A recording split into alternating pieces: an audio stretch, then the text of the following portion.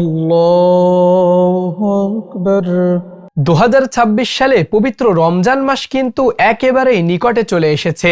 তারাবি নামাজ কিভাবে আদায় করতে হয়, কত রাকাত আদায় করতে হয়, 2 রাকাত 4 রাকাত পর পর কোন দোয়া পড়তে হয়, নিয়ত কিভাবে করতে হবে, কোন সূরা দিয়ে তারাবি নামাজ আদায় করতে হবে, তারাবি নামাজের মোনাজাতি বা কি, মোনাজাতের ভেতর কোন দোয়া পড়তে হবে, অর্থাৎ তারাবি নামাজ সংক্রান্ত যত প্রশ্ন থেকে থাকে ইনশাআল্লাহ আজকের ভিডিওর মাধ্যমে উত্তর দেওয়ার চেষ্টা করব সংক্ষিপ্ত আকারে। প্রথমে আমরা জানবো তারাবি নামাজ কখন আদায় করতে হবে। এশার 4 রাকাত ফরজ নামাজের পর 2 রাকাত সুন্নাতের পর এরপর তারাবি নামাজ আদায় করা আরম্ভ করতে হবে। বিতির নামাজটাকে রেখে দিতে হবে। কত রাকাত? এই তারাবি নামাজের রাকাত সংখ্যা হচ্ছে 20 রাকাত। এটা কয় রাকাত করে করে আদায় করতে হবে? সলাতুল লাইলি মাসনা মাসনা, রাতের নামাজ 2 রাকাত করে আদায় করতে হয়। আপনি 2 রাকাতের নিয়ত করে দাঁড়াবেন, এরপর সালাম ফিরিয়ে আবার 2 রাকাতের নিয়ত করে দাঁড়াবেন। 2 রাকাত ও 4 রাকাত পরপর কোনো দোয়া আছে কিনা? না, 2 রাকাত এবং 4 রাকাতে বসে কোনো দোয়া নাই। তাহলে বলবেন হুজুর সুবহানা জিল মুলকি ওয়াল মালাকুত, এই দোয়াটি যে পড়া হয়, সুপ্রিয় সম্মানিত দর্শক শ্রোতা, হাদিসের কোথাও কোনো দুর্বল বা জাল হাদিসেও এমনটি নাই যে 4 রাকাত পরপর বসে এই দোয়াটি পড়তে হবে। সুপ্রিয় দর্শক, তবে বসতে হবে এটা হাদিসে রয়েছে। হাদিস শরীফে তারাবি শব্দের আবিধানিক একটি অর্থ রয়েছে বিশ্রাম নেওয়া, রেস্ট নেওয়া, বসা। তার মানে 5 বসায় 20 রাকাত নামাজ আদায় করতে হবে, আর 4 রাকাত পরপর এই বিশ্রামটি নিতে হবে। ওই টাইমে চাইলে আপনি যে কোনো দোয়া পড়তে পারেন, চাইলে আপনি রেস্ট নিতে পারেন, চাইলে পানি পান করতে পারেন, চাইলে আপনি একেবারে নতজানু হয়ে বসে থাকতে পারেন। সুপ্রিয় দর্শক, তাহলে 2 রাকাত এবং 4 রাকাতে বসে কোনো দোয়া পড়ার কথা হাদিস শরীফে উল্লেখ নাই। আপনি চাইলে পড়তে পারেন যে শুধু শুধু টাইম কাটাবো, তা টাইম না কাটিয়ে মৌখিক একটা ইবাদত করি, সুবহানাল্লাহ, আলহামদুলিল্লাহ, আল্লাহু আকবার, এগুলাও জিক্রুল্লাহ আপনি করতে পারেন। এবার আসি কোন সূরা দিয়ে আপনি এই তারাবি নামাজ আদায় করবেন। আপনার সব থেকে ভালো হয় যদি কোরআনুল কারীমের লাস্টের 10টি সূরা মুখস্থ থাকে, অর্থাৎ সূরা ফিল থেকে নাস পর্যন্ত। তাহলে কি হবে? প্রথম 10 রাকাতে আপনি সূরা ফিল থেকে নাস পর্যন্ত পড়লেন, তাহলে হিসাব মিলাতেও সহজ হলো। আবার দ্বিতীয় 10 রাকাতে সূরা ফিল থেকে নাস পর্যন্ত পড়লেন, অর্থাৎ 2 বার সূরা ফিল থেকে নাস পর্যন্ত পড়ার মাধ্যমে 20 রাকাত তারাবি নামাজ আপনি শেষ করতে পারবেন। এবার আসি মোনাজাতের ভেতর কোন দোয়া পড়তে হবে। মোনাজাতের ভেতর যে দোয়াটি সাধারণত আমাদের সমাজে পড়া হয়ে থাকে সেটা হলো আল্লাহুম্মা ইন্না নাসআলুকাল জান্নাতা ওয়া নাউযু বিকা মিনান নার ইয়া খালিকাল জান্নাতি ওয়ান নার বিরহমাতিকা ইয়া আজিজু ইয়া গফফার ইয়া কারীমু ইয়া সাত্তার। এই যে লম্বা দোয়াটি রয়েছে, এই দোয়াটি মোনাজাতের ভেতর পড়া হয়ে থাকে। তবে আপনাদেরকে জানিয়ে দিতে চাই, আপনার যদি মুখস্থ না থাকে হতাশ হওয়ার কোনো দরকার নাই। আপনি যখন 20 রাকাতে সালাম ফিরাবেন, সালাম ফিরানোর মধ্য দিয়েই তারাবি নামাজ শেষ হয়ে যাবে। মোনাজাত তারাবি নামাজের মধ্যের কোনো অংশ নয়, বাড়তি অংশ। ওই টাইমে কবুল হয় দোয়া, এই জন্য মোনাজাত করা হয়। আপনি মোনাজাতে যদি কিছু নাও বলেন, বিন্দু পরিমাণ তারাবি নামাজের কোনো ক্ষতি হবে না। মোনাজাত আপনি চাইলে নিজের জন্য করতে পারেন, বাংলাতে চাইলে করতে পারেন, আরবিতে যে দোয়াগুলা মুখস্থ রয়েছে রব্বানা আতিনা ফিদ দুনিয়া হাসানা, এইরকম যে সমস্ত দোয়া মুখস্থ রয়েছে এগুলাও চাইলে মোনাজাতের ভেতর করতে পারেন। তারাবি নামাজের মোনাজাতের নির্দিষ্ট কোনো দোয়া হাদিস শরীফে কোথাও উল্লেখ হয়নি, কেউ দেখাতে পারবে না। সহিহ হাদিস তো দূরের কথা, দুর্বল বা দয়ীফ হাদিসেও উল্লেখ নাই। এই জন্য বিচলিত হওয়ার কোনো দরকার নাই। সুপ্রিয় দর্শক, আর বাকি থাকে বিতির নামাজ কখন আদায় করতে হবে। আপনি যদি তারাবি নামাজের পরে আর কোনো নফল নামাজ না পড়তে চান, তাহলে বিতির নামাজ এই সাথে আদায় করবেন। আর যদি আপনি চিন্তা করেন সাহরির সময় তো এমনি আমি উঠবো, তাহাজ্জুদ নামাজ আদায় করব, তাহলে একবারে তাহাজ্জুদ পড়ে এরপর বিতির নামাজ আদায় করবেন। কারণ বিতির নামাজ সম্পর্কে হাদিস শরীফে উল্লেখ রয়েছে রাতের সর্বশেষ নামাজ হবে বিতিরের মধ্য দিয়ে, ফজরের আগে সব শেষ নামাজ হবে বিতিরের নামাজ। তো অনেক কথা বললাম, চলুন এবার আমি একটু প্র্যাকটিক্যালি আপনাদেরকে শিখিয়ে দিই 2 রাকাত তারাবি নামাজ কিভাবে আদায় করতে হয়।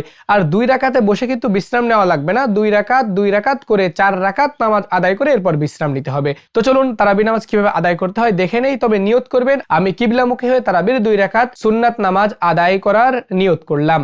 আল্লাহু আকবার।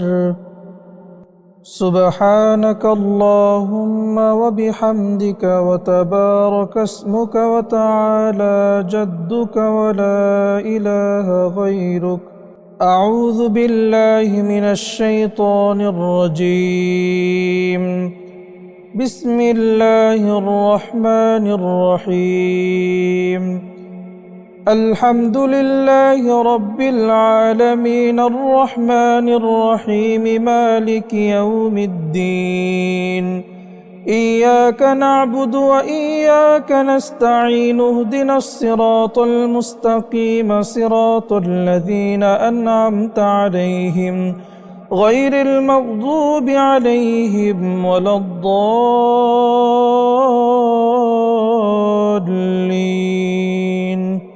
آمين بسم الله الرحمن الرحيم ألم تر كيف فعل ربك بأصحاب الفيل ألم يجعل كيدهم في تضليل وأرسل عليهم طيرا أبابيل ترميهم بحجارة من سجيل فجعلهم كعصف مأكول الله أكبر سبحان ربي العظيم سبحان ربي العظيم سبحان ربي العظيم سمع الله لمن حمده ربنا لك الحمد حمدا كثيرا طيبا مباركا فيه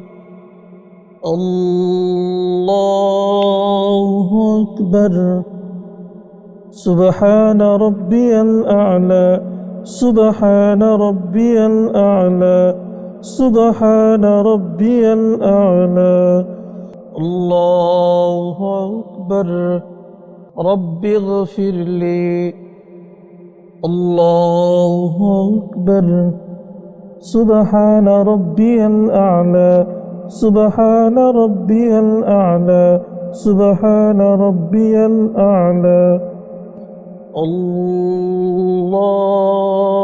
الله أكبر بسم الله الرحمن الرحيم الحمد لله رب العالمين الرحمن الرحيم مالك يوم الدين إياك نعبد وإياك نستعين اهدنا الصراط المستقيم صراط الذين أنعمت عليهم غير المغضوب عليهم ولا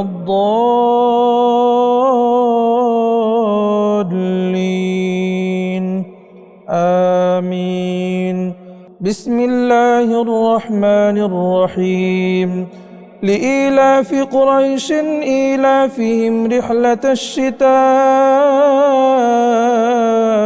والصيف فليعبدوا رب هذا البيت الذي أطعمهم من جوع وآمنهم من خوف الله أكبر سبحان ربي العظيم سبحان ربي العظيم سبحان ربي العظيم سمع الله لمن حمده ربنا لك الحمد حمدا كثيرا طيبا مباركا فيه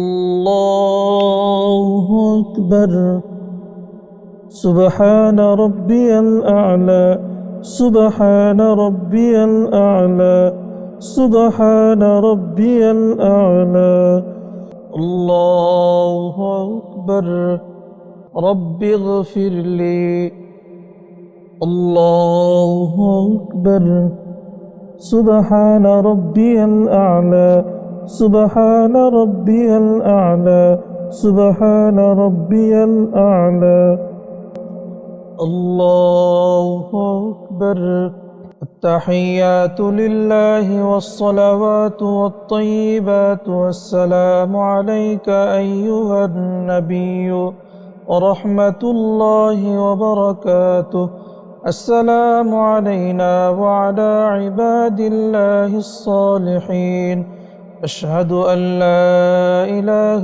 إلا الله وأشهد أن محمدا عبده ورسوله اللهم صل على محمد وعلى آل محمد كما صليت على إبراهيم وعلى آل إبراهيم إنك حميد مجيد.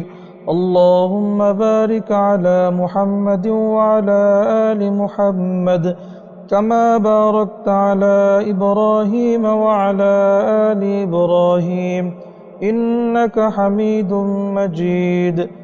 اللهم إني ظلمت نفسي ظلما كثيرا ولا يغفر الذنوب إلا أنت فاغفر لي مغفرة من عندك وارحمني إنك أنت الغفور الرحيم. السلام عليكم ورحمة الله. السلام عليكم ورحمة الله. الحمد لله رب العالمين. اللهم إنا نسألك الجنة ونعوذ بك من النار. يا خالق الجنة والنار برحمتك يا عزيز يا غفار يا كريم يا ستار يا رحيم يا جبار يا خالق يا بر. اللهم أجرنا من النار. اللهم أجرنا من النار. اللهم أجرنا من النار. يا مجير يا مجير يا مجير برحمتك يا أرحم الراحمين. সুপ্রিয় দর্শক, এই ভিডিওর মধ্য দিয়ে শেষ হলো তারাবি নামাজ শিক্ষার ভিডিও। কেমন লেগেছে নিচে কমেন্ট বক্সে কমেন্ট করে জানাবেন। তারাবি নামাজ সম্পর্কিত যদি কোনো প্রশ্ন থেকে থাকে তাহলে সেটাও জানিয়ে দেবেন, ইনশাআল্লাহ যথাযথ উত্তর দেওয়ার চেষ্টা করব। আসসালামু আলাইকুম ওয়া রাহমাতুল্লাহ।